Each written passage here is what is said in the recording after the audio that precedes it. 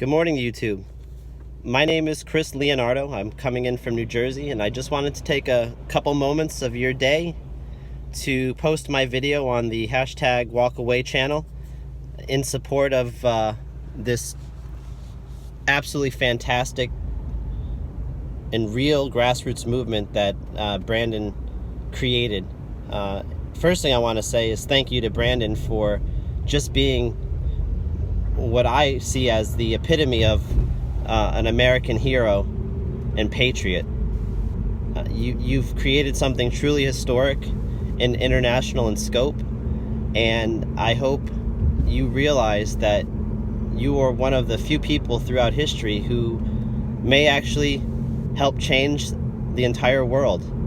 You've inspired hundreds of thousands of people to join this movement and to voice their perspective.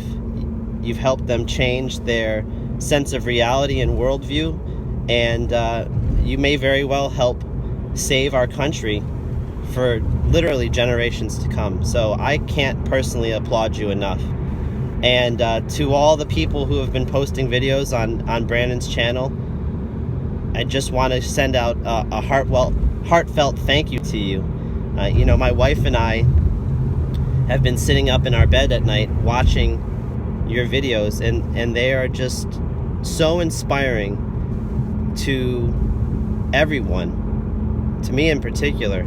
And you've helped to really facilitate a sense of hope in me again, that we can come together as a people and heal our divisiveness.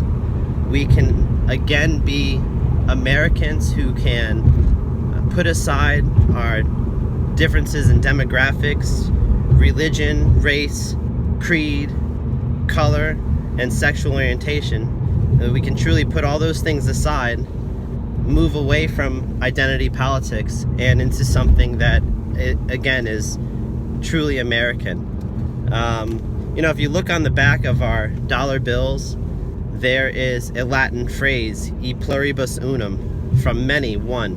And ultimately that is what our country, you know, was founded on, and what it should be. We should be able to come together from diverse backgrounds and enter into a respectful and civil discourse, sharing different viewpoints with the ultimate intention of creating a better and more prosperous and free country. So thank you again to all of you, and again particularly to Brandon, for having the courage to step outside your bubble and to voice your opinions and beliefs with the knowledge that you're going against the common grain, and those things may not be received so well by your peers and even your family. So you have to realize just how important you are and how special you are. It's truly an amazing thing what some of you are doing, and you know, you're an inspiration to thousands of people. I've never been politically active in the sense of voting regularly during an election cycle. Actually, 2016 was the first time I ever voted. I've never affiliated myself with any particular political party. I thought that the Bush-Cheney administration was abysmal. I thought they were part of the Washington political elite, just as I felt the same about Barack Obama and the likes of Hillary Clinton. I feel, and still do to this day, that Barack Obama and Hillary Clinton are cut from the same grain as the likes of George Soros and Saul Alinsky. And if you know, any of you have an opportunity, you should read up on who Saul Alinsky was and what he stood for. It's pretty scary stuff. And you know, if you've ever heard of George Soros, I would implore you to also learn about what that man stands for. These are the people that are at the bedrock of the radical far left, and you know, what you're seeing happen within the party that you've chosen to leave is exactly what these people want. You know, they believe that human capital is the most important thing to control if they're going to have the ability to create policy and move our country and our world in a certain direction. And what I mean by human capital is control of our minds and our sense of consciousness and reality in order to secure a vote along particular party lines. I mean, that's what, this really is all about. And, that's where terms like the liberal plantation come from. These people are trying to enslave you, and they've been doing a pretty great job at it. And, it's awesome to finally see people waking up from that. If you ever have an opportunity, you should, if you haven't already, my wife's going to hate me for saying this, but because I've said it a million times to her, but if you have an opportunity, you should read or listen to Dwight D. Eisenhower's farewell address to the nation when he left the office of POTUS in 1961. I'm just going to read you an excerpt from it. Most people go to this speech to learn about the military-industrial complex, but I feel that this speech contains so much more than that, and it's nothing short of prophetic. I guess that's the best word to use. That this is a prophetic speech by a general from World War II who saw what our country could become if the American citizenry was not well informed and educated. So here's just one part towards the end of his speech. He said, "Down the long lane of history, yet to be written, America knows that this world of ours, ever growing smaller, must avoid becoming a community of dreadful fear and hate, and be, instead, a proud confederation of mutual trust and respect."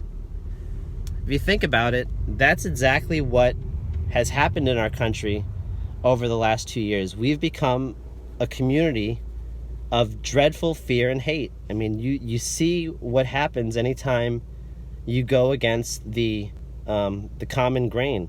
And that should be an indicator to anyone watching this, or anyone that's keeping up to speed on the hashtag walkaway movement.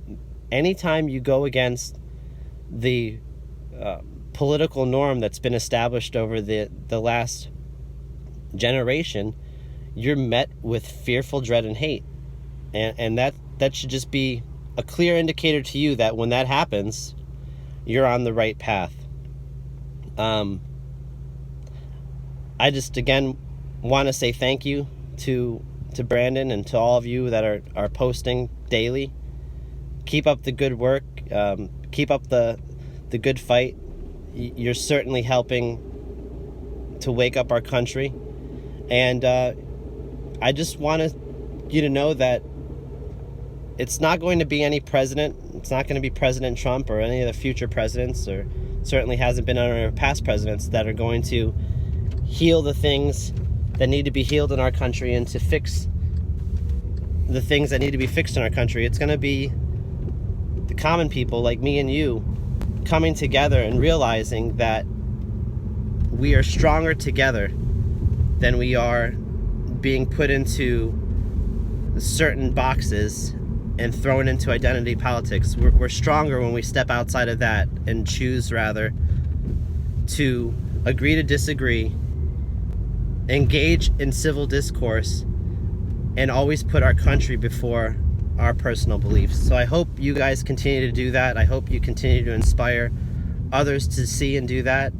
And I couldn't be more grateful to be alive in a time and space when our country is again waking up and realizing that we have the true power, and when the many come together, we have the strength of one.